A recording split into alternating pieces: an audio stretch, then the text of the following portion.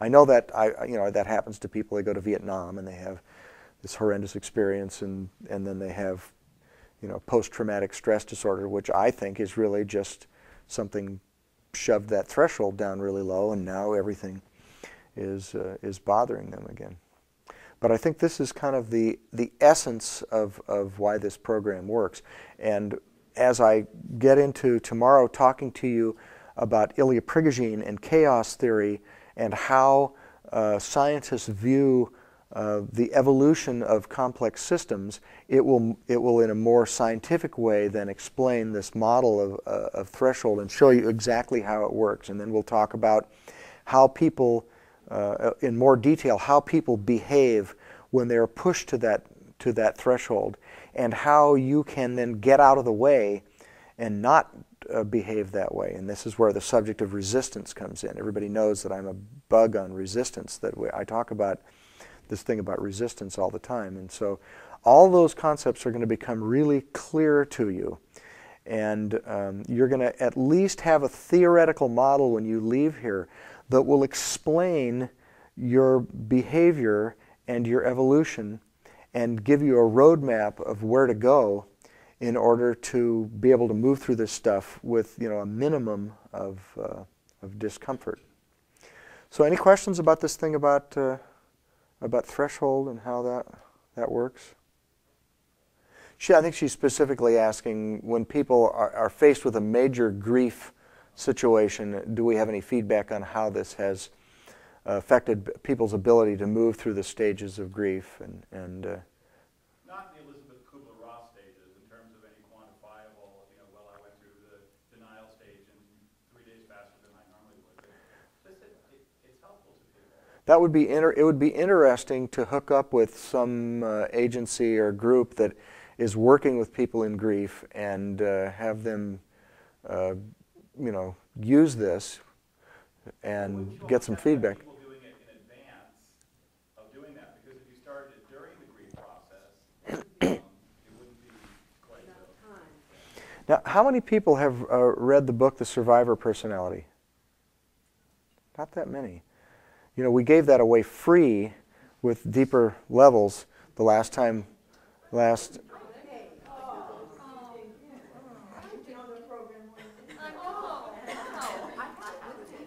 I highly recommend this by Dr. Al Siebert, who has become a good friend of mine. And Al has spent his life studying what he calls resiliency, which is really just another word for having a high threshold for what you can handle coming at you from your environment.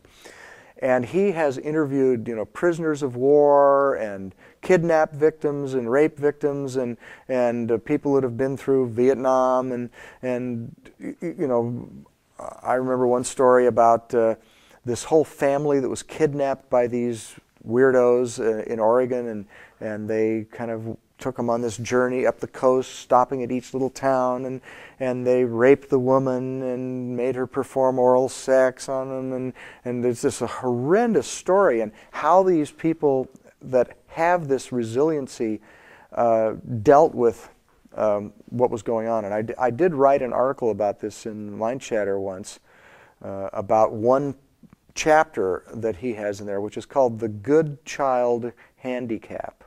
Did any of you remember reading that one? He describes this type of person which he, it's the good child who learned to follow the rules and do what they were told. And this is a person who is doing what they should be doing a lot. They've learned to follow the rules.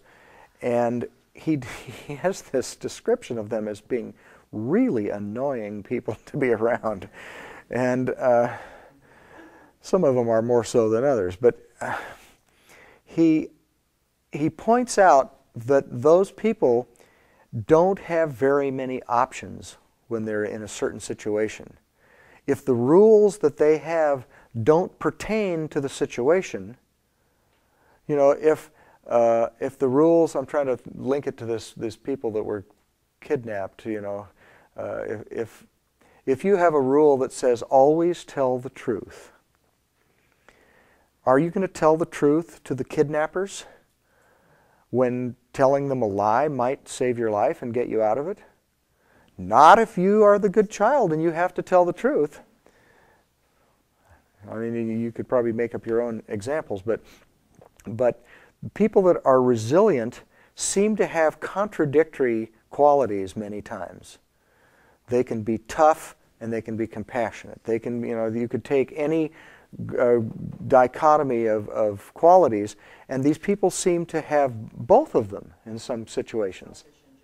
Selfish and generous, yeah, things like, and what's going on is that they have this plasticity in the brain that I've been talking about that allows them in different situations to adapt and deal with what's going on because they're not stuck in one way of behaving. And it's amazing how many people do not have this ability. They have certain beliefs. I mean, this is really the epitome of limiting beliefs. They have certain beliefs about the way it is, the way it should be, the way people should act, and so on. And they have to be that way, or they, have extreme guilt over not being that way. And that really narrows their ability to respond to things. Patty? More capable survivor person. So you might just consider the possibility that living life by the rules is limiting. And the interesting thing about this thing about the good child handicap is that at first blush you would think, well, gee, the people that follow a set of rules and principles and so on, I mean, these are the better people because they have this rock solid way of dealing with things, and they're always honest, and they're always this and they're always that. And he paints a pretty convincing argument that those people are pretty dysfunctional, actually. And the people that are willing even to be dishonest in a certain situation are really more honest, if that makes any sense. So it's that book is a real eye-opener, and the reason that Al and I hit it off so well was that we'd both been studying the same thing for so long, but in kind of a different way. I came at it from finding something that created resiliency in people, and he went off and started studying it and talking to people who had developed it, and then started figuring out, how can I help people to develop this? And one of the things he says about it, by the way, is resiliency can be learned, but it cannot be taught.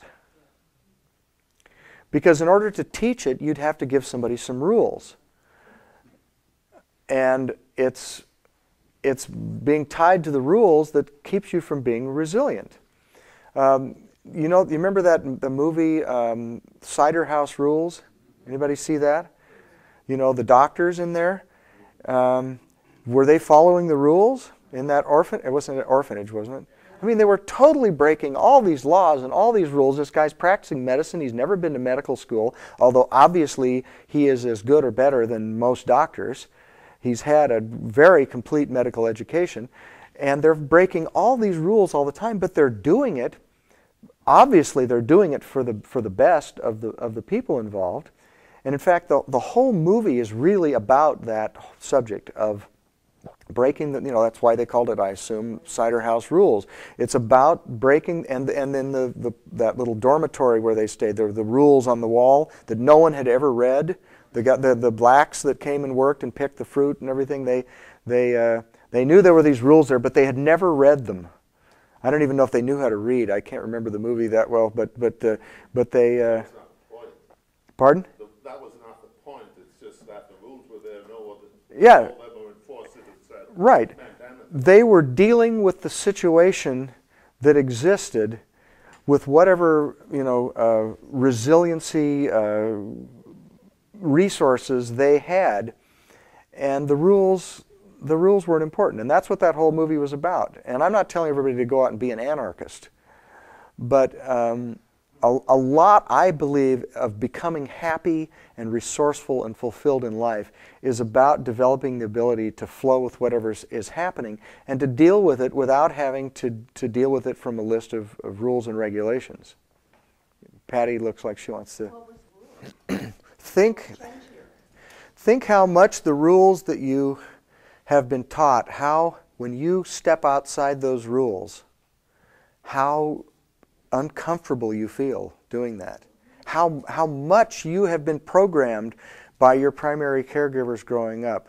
There are people in this audience that are in their 70s, and I'd be willing to bet that you probably still feel the effect of rules that your parents taught you many years ago. Not anymore. Good for you.